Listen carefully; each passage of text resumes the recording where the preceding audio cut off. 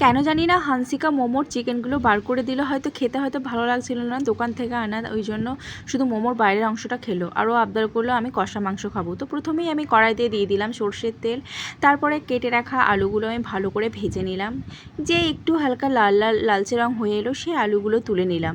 তুলে নিয়ে আরও সামান্য একটু তেল দিয়ে তার মধ্যে পেঁয়াজ দিয়ে দিলাম। পেঁয়াজগুলোও বেশ ভালো করে লালচে করে নিলাম। যে একটু লালচে হয়ে এলো, সেই ধুয়ে রাখা যে চিকেনটা ছিল, সে ম্যারিনেট করে রাখা, সেটা আমি দিয়ে দিলাম।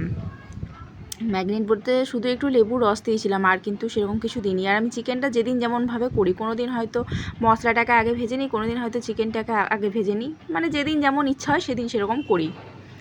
তো প্রথমে আমি পেঁয়াজগুলো ভেজে নিয়ে তারপর আমি চিকেনটাও ভেজে নিলাম। তারপরে যে মশলাগুলো লাগে সেই মশলাগুলো সব দিয়ে নিলাম। পরিমাণ মতো নুন, হলুদ, জিরে গুঁড়ো, ধনে গুঁড়ো, আদা বাটা, রসুন বাটা সবই দিয়ে দিলাম। সবই দেওয়ার পরে এই যে কষা কষা মাংস, আমাদের বাড়িতে হানসিকা খেতে পছন্দ করে, কষা